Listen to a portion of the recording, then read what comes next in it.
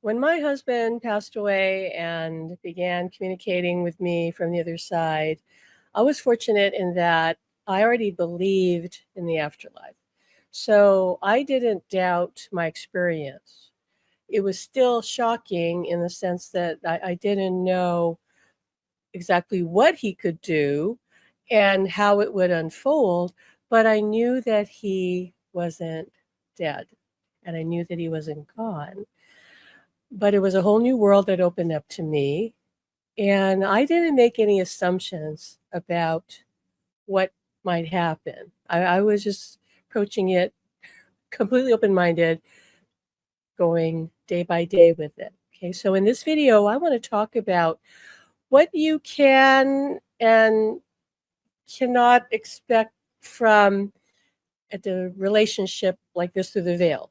Okay, because there isn't any standard experience. I didn't know that at the time either. Well, how would I know?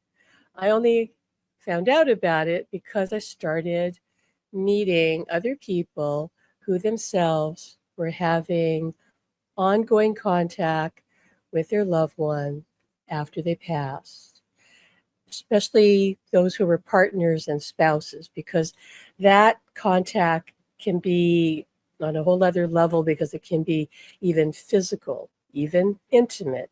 Yes, that's right. You heard me right. It can be intimate, undeniable contact.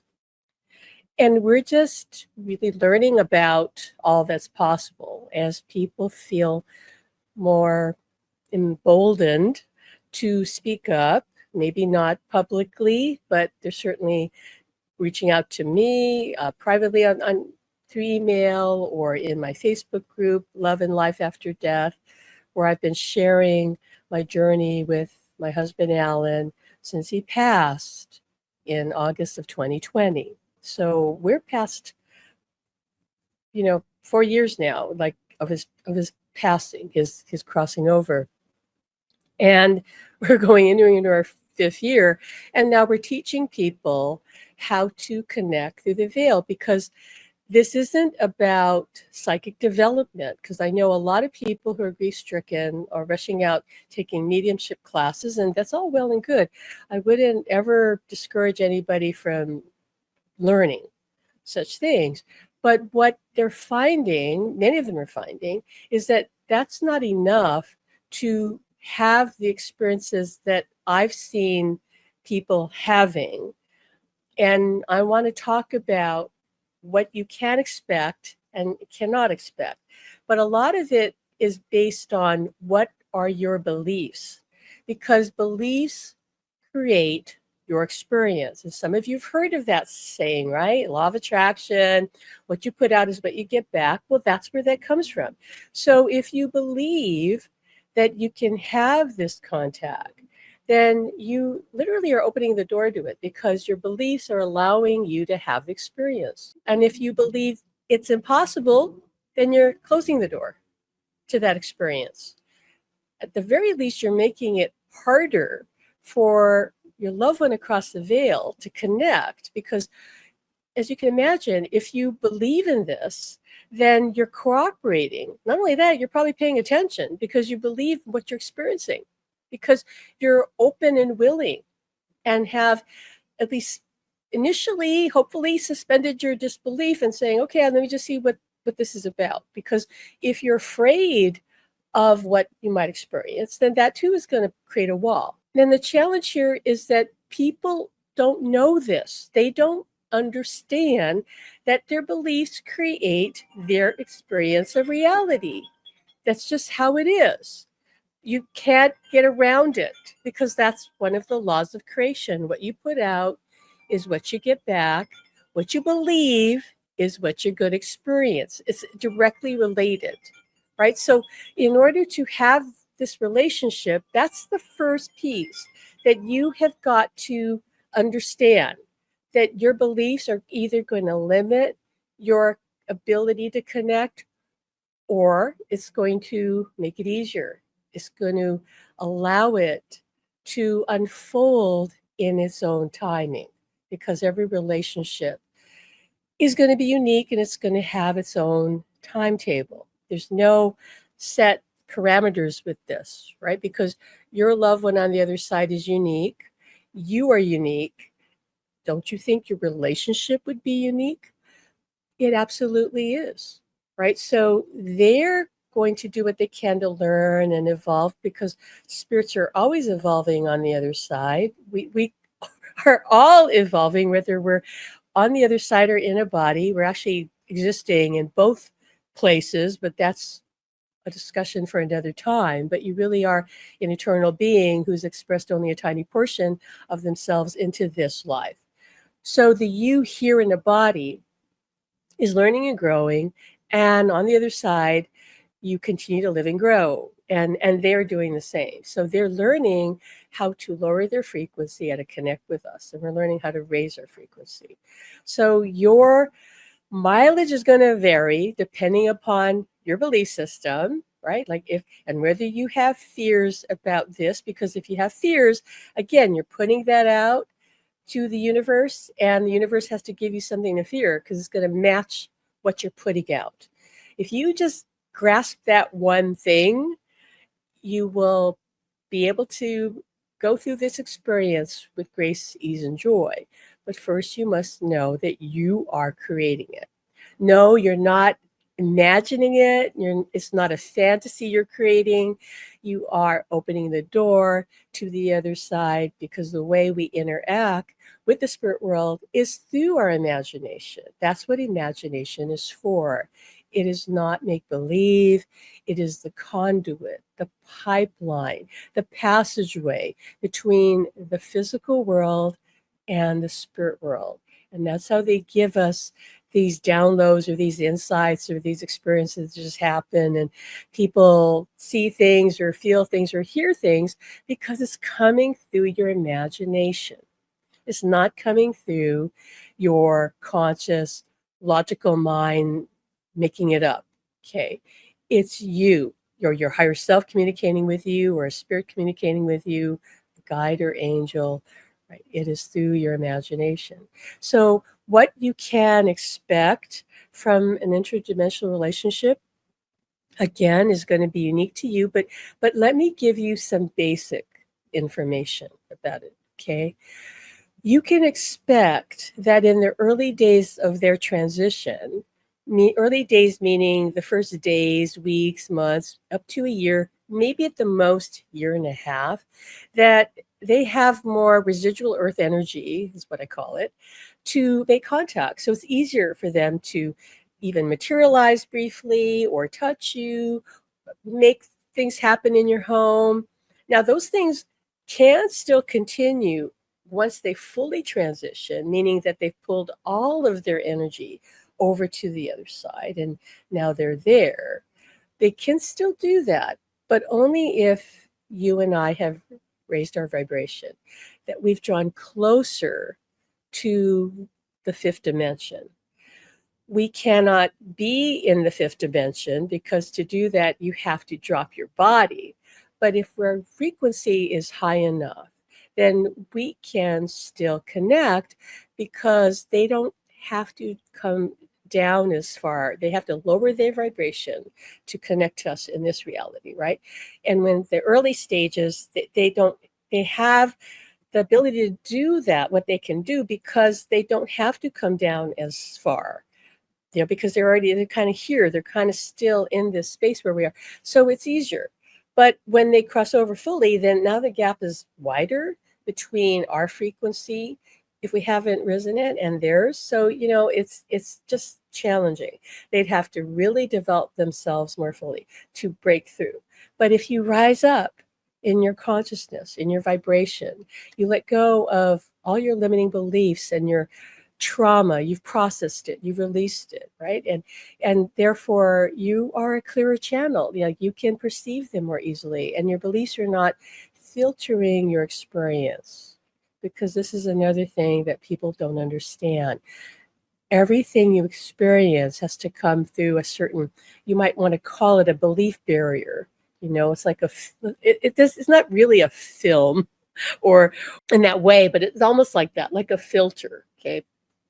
And if that filter is clogged with limiting beliefs and fear and trauma, it's very hard for the messages from the other side to get through and for contact to happen, because it has to break through that, right? It's like your beliefs, if they're negative and fear based and limiting, they're gonna block it. It's just really challenging.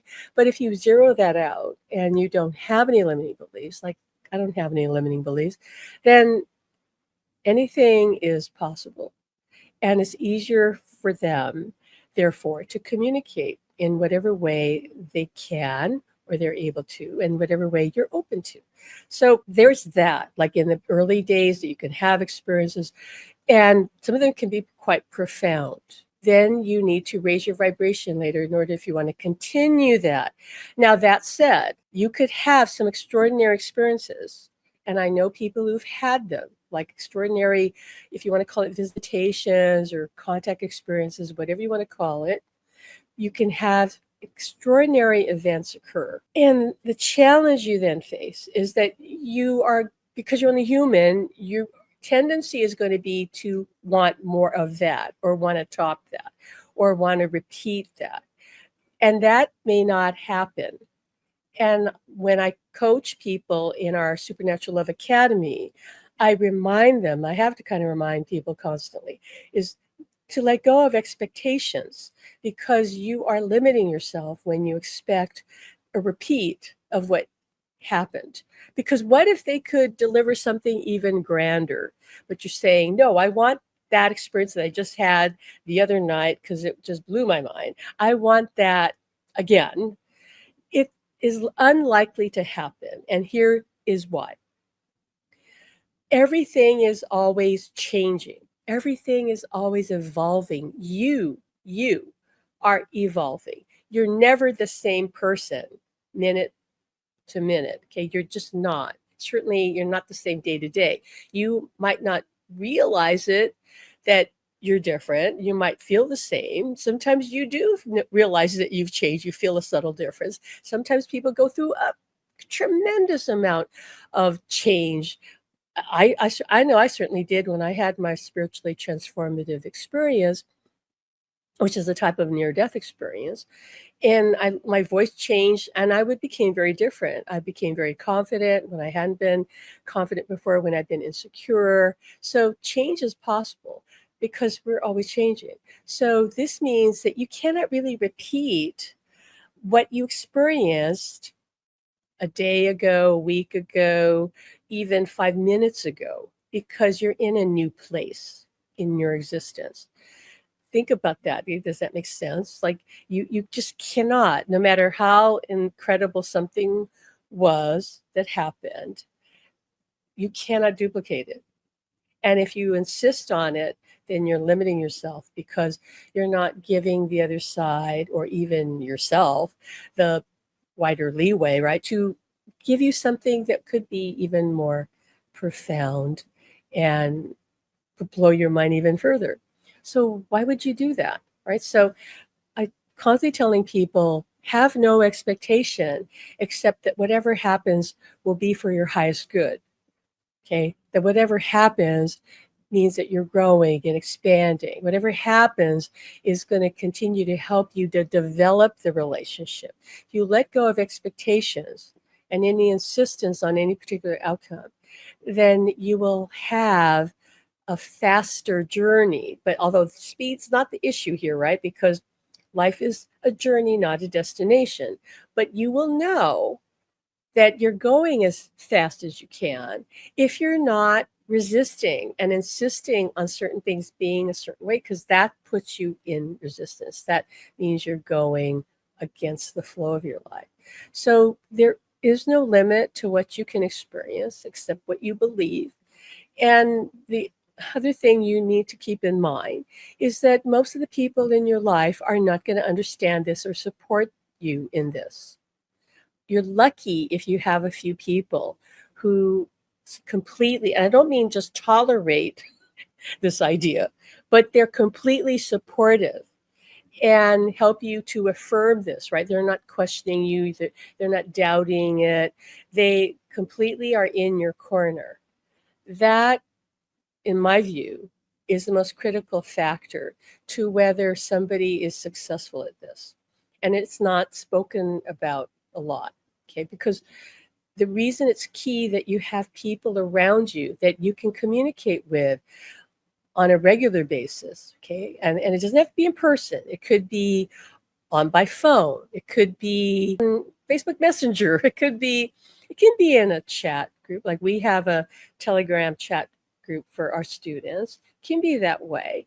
But whatever form it comes, if you don't have people who can share, you can share your experience with them, they share with you, and they celebrate with you what you accomplish or what win you have because you finally had a breakthrough of sorts and are now in a better place within yourself, right? Because you've grown, you expanded. If you don't have that, you may not succeed. I just want to be honest. So whether you study with a teacher like myself, find somebody who is teaching this. I don't know of too many people, but find somebody who understands this, who's doing it, and is sharing all that they know, because I continue to learn about this and I continue to share that with my students. But if you don't have somebody in your corner to coach and teach you, and you don't have a community that is themselves sharing their experiences, their own unique experiences, which will inspire you, and you'll see and you'll know that this is real because it really does help. And it makes a huge difference when you meet other people who are having similar experiences on this journey, because then that makes it real to you. And them commenting on your experience and encouraging you and supporting you, that actually helps you manifest this relationship, because there's something that few people understand. We're in a physical world with other people, and other people around us do help us manifest by them acknowledging what we have done, right? By them noticing, acknowledging, talking about it. Because when you talk about something, you are putting energy into it. So when people in a community are on the same journey and they are affirming for each other and maybe cheering each other on, they're actually helping each other manifest that goal. And the only other alternative would be that you're doing this alone, and it can be very discouraging. And I have seen most people that I've seen just pull out and go, they don't succeed. And or at least they certainly don't get to the level that I see people reaching in our program. I just don't.